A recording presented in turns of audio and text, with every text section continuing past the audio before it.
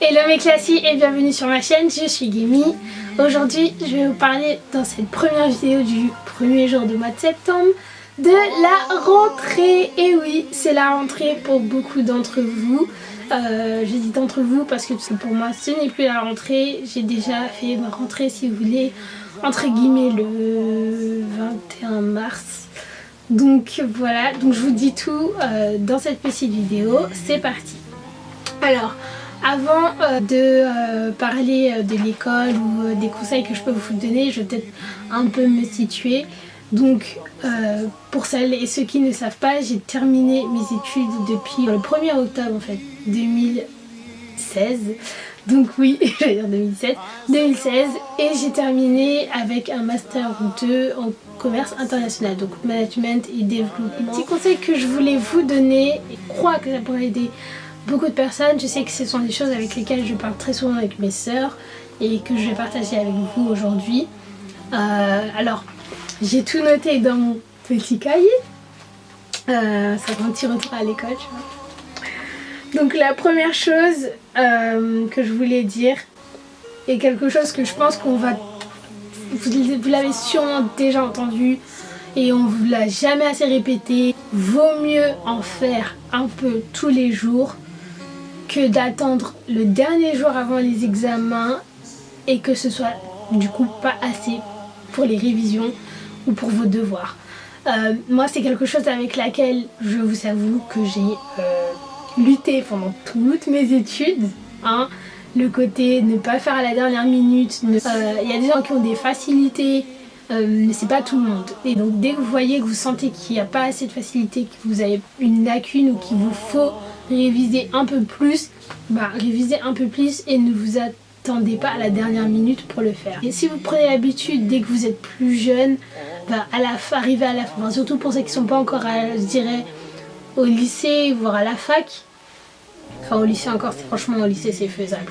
Mais parce que quand vous arrivez à la fac et vous aurez des tonnes de choses à lire, si vous avez pris l'habitude de lire au moins vos cours de façon concentrée tous les jours, au moment de réviser vous aurez déjà acquis plein de choses dans la tête et ce sera pas le moment en fait d'apprendre vos notions, ce sera juste le moment de les relire avant le test. Le deuxième, je sais que YouTube est un espace multiculturel, multi-ethnique, multipolitique, multireligieux et donc parce que je vais dire, ça ne va peut-être pas concerner tout le monde, mais en tout cas pour ceux que ça concerne, priez pour être guidé avant de faire vos choix au niveau de vos études. Je pense que là c'est plus pour les plus grands, parce que bien sûr quand vous êtes au collège, vous passez tous par le collège, après vous faites aussi des choix, peu importe les choix, priez avant de le faire, parce que c'est facile de suivre quelqu'un ou suivre une personne parce qu'elle a fait ci ou parce qu'elle a fait ça, donc je vais le faire, sauf que ça sera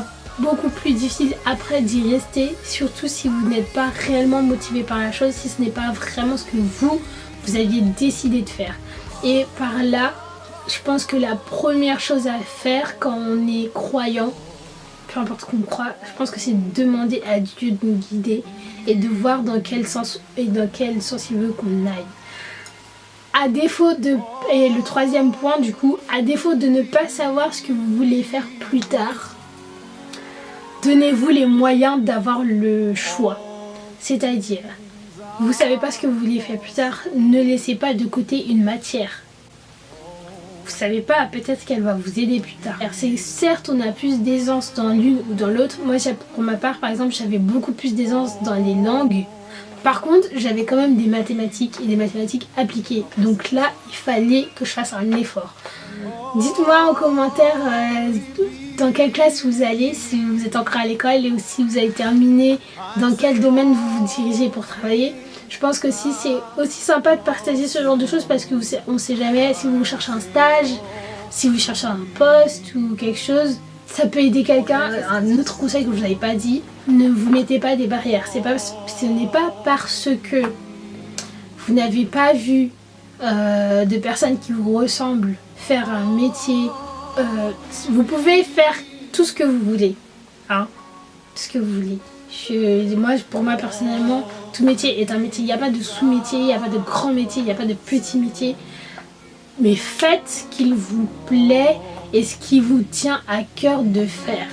Moi, le bon nombre de personnes que j'ai vues qui voulaient être médecins ou qui voulaient travailler dans la médecine pour aider les enfants, pour les pédiatres, qui voulaient faire ce genre de choses et qui après qui ont laissé tomber tout simplement parce qu'on leur a dit que pour elles c'était trop dur de le faire. Et ça, je trouve que c'est dommage de se laisser abattre comme ça, dans la mesure où il y a beaucoup d'autres personnes qui ont réussi avant vous.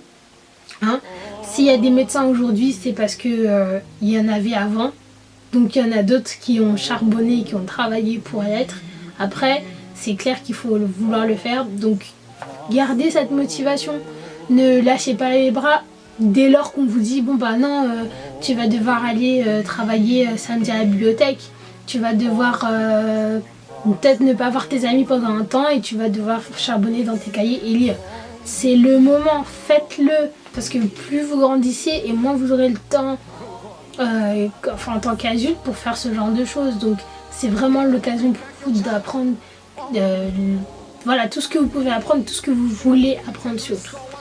Donc voilà, je crois que j'ai fait le tour sur les choses que je voulais vous dire à propos de ça.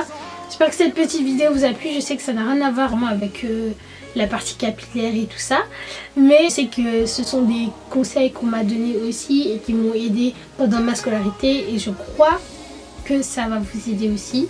Et n'hésitez pas, si vous avez d'autres conseils aussi à mettre, partagez-les dans les commentaires. Je pense qu'il y aura sûrement plein d'autres personnes qui vont lire vos commentaires et si vous avez des choses encourageantes à dire, n'hésitez pas, dites-le, écrivez-le, comme ça on pourra tous en profiter, et je vous dis à bientôt pour une prochaine vidéo. Bye!